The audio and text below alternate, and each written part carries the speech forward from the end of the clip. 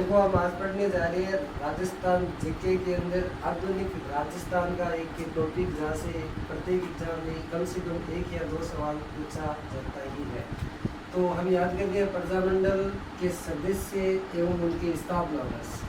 तो ये part first है, इसके बाद में पार्ट सेकेंड रहेगा। तो देखो हम पहले देखते हैं जयपुर प्रजामंडल और गोलबंदी प्रजामंडल की स्थापना किसने की है और स्थापना का वर्ष क्या है।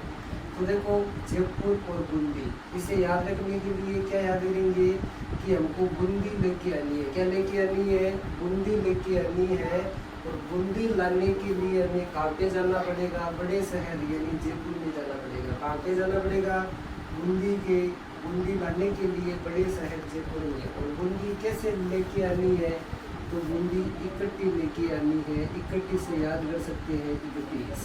इकट्ठी का मतलब क्या होता है? 31। बूंदी लानी है, इकट्ठी लानी है, 31 से इकट्ठी बन सकता है। अब बात ये आती है कि 31 तो चलो याद हो जाता है, लेकिन जयपुर प्रजामंडल का संस्थापक कौन है? तो देखो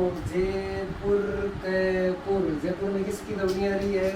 जयपुर कपूर से कपूर से तो बात नहीं हो जाएगा।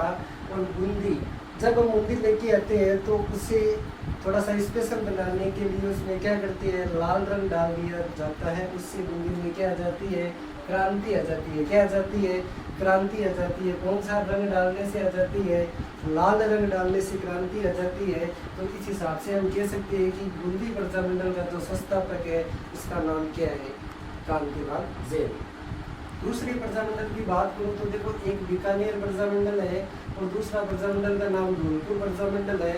इन दोनों की स्थापना की बात करते हैं तो 1936 यानी 1936 के अंदर हुई है। बीकानेर प्रजामंडल का जो संस्थापक है वो बगाराम वेद है। और दूसरा धौलपुर का प्रजामंडल में जो 2 व्यक्ति है उनके नाम है करसनदत्त पालीवाल और दूसरा नाम है ज्वाला प्रसाद जिज्ञासु। याद कैसे करें? तो देखो बीकानेर व धौलपुर, इसे इस प्रकार याद किया जा सकता है कि जैसे बीकाजी नमकीन आती है, बीकाजी नमकीन आती है और एक धौलपुर को हम क्या याद कर सकते हैं? धोलू याद कर सकते हैं। क्या याद कर सकते हैं? धोलू जब भी बीकाजी नमकीन खाता है, धोलू जब भी बीकाजी नमकीन खाता है तो क्या हो जाता है? उसका पेट खराब हो जाता है। और पेट खराब होने पे वो कहाँ पे जाएगा? वैद्य के पास जाएगा। वैद्य यानी डॉक्टर के पास जाएगा। इसका मतलब ये होगा बीकाजी और दोनों के बीच में क्या है? 36 का आंकड़ा है। किसका आंकड़ा है? 36 का आंकड़ा है। इस प्रकार अगर वो बीमार होगा तो किसके पास जाएगा? वैद्य के पास जाएगा। इस प्रकार हम कह सकते हैं कि बीकानेर प्रजामंडल की स्थापना किसने की है? मगहराम वैद्य ने की है। किसने की है? मगहराम। दूसरा नाम आता है धौलपुर। तो धौलपुर देखो यहाँ पे एक शब्द दे रखा है करसन। करसन का अर्थ होता है वैसे तो काला, तो इसका विलोम शब्द क्या होता है? दोलू। तो दोलू से क्या याद कर सकते हैं कि ये बीकाजी नमकीन खाने के बाद ये कैसा पड़ जाता है? काला पड़ जाता है। और इसके पेट में क्या लगती है? ज्वाला लगती है। तो बीकानेर प्रजामंडल की स्थापना और धौलपुर की स्थापना कब हुई है? 1936 में हुई है। याद रखने के लिए याद रख सकते हैं दोनों के बीच में 36 का आंकड़ा है। और जब बीमार होगा तो वैद्य के पास जाएगा। और याद रख सकते हैं कि धोलू से तो करसन याद कर सकते हैं, मतलब काला याद कर सकते हैं। और बीकाजी खाने से इसके पेट में क्या लगेगी? ज्वाला लग जाएगी। इस प्रकार हमने 2 प्रजामंडल अभी तक देख लिए।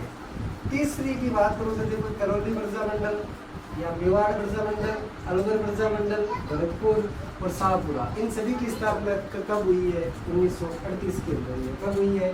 1938 में। याद कैसे करें? तो याद करने के लिए देखो ट्रिक बना रखी है। 38 नंबर ट्रॉली में आलू भरोसा है। 38 नंबर ट्रॉली में आलू भरोसा है। तो देखो ट्रॉली करोली, ट्रॉली करोली में से क्या हो जाएगा? मेवाड़ हो जाएगा। आलू से अलवर हो जाएगा। और भरतपुर का हो जाएगा घरों से भरतपुर हो जाएगा। शाह से क्या हो जाएगा? शाहपुरा। तो 38 नंबर का मतलब है इन सभी की स्थापना 1938 में होती है। तो 38 नंबर ट्रॉली में आलू भरोसा है। इससे हमें करीब करीब 1, 2, 3, 4, 5 प्रजामंडल की स्थापना 1938 में हुई है। तो याद करने के लिए क्या करेंगे? 38 नंबर ट्रॉली में आलू भरोसा है। उसके बाद में देखो ये नाम लिख रखा है डूंगरपुर। क्या नाम लिख रखा है? डूंगरपुर। अब सभी को पता है कि डूंगर होते हैं ना, अलग अलग तो होते हैं लेकिन होते सब डूंगर ही है, मतलब सब क्या होते हैं? समान। देखो इधर भी क्या है? कोट ये दोनों समान है, तो डूंगर क्या होते हैं? समान होते हैं। और डूंगरों के अंदर लोग क्या करते हैं? दुख भोगते हैं। क्या भोगते हैं? दुख भोगते हैं। क्या भोगते हैं? डूंगरों में दुख भोगते हैं। तो भोगीलाल पांडे हो जाएगा। क्या हो जाएगा? भोगीलाल पांडे। इसे वाकड़ का गांधी भी कहते हैं, इसे वाकड़ का गांधी भी कहा जाता है। और अगले प्रजामंडल की बात करूँ तो अगला प्रजामंडल है हाड़ौती और मारवाड़। याद कैसे करी? तो देखो 3 4 हड्डी मार, 3 4 हड्डी मार, 3 और 4 दोनों को एक कर देंगे तो क्या बन जाएगा? 34 बन जाएगा। यानी इन दोनों की स्थापना कब हुई है? 1934 में हुई है। और हड्डी का क्या हो जाएगा? हड्डी का हो जाएगा हाड़ौती। क्या हो जाएगा? हड्डी का हाड़ौती हो जाएगा। हड्डी का क्या हो जाएगा? हाड़ौती। और मार से क्या हो जाएगा? मारवाड़। तो हाड़ौती और मारवाड़ प्रजामंडल की स्थापना कब हुई है? 1934 में हुई है। लेकिन याद रखने की बात है कि हाड़ौती की स्थापना किसने की है? तो हाड़ौती और कोटा प्रजामंडल दोनों के संस्थापक एक ही है। जैसे इसमें वो क्या नाम लिख रखा है? बेगुना राम शर्मा। अब जब कोई भी व्यक्ति नया नया कोट पहनता है तो लोग उसे किससे देखते हैं? नयन से देखते हैं। जब कोई भी व्यक्ति नया नया कोट पहनता है तो उसे लोग कैसे देखते हैं? नयन से देखते हैं। तो हाड़ौती का भी क्या मान लेंगे? बेगुना राम शर्मा। और मारवाड़ की बात करें तो इसे इस तरीके से याद किया जा सकता है कि मारवाड़ की जय हो, मारवाड़ की क्या हो? जय हो।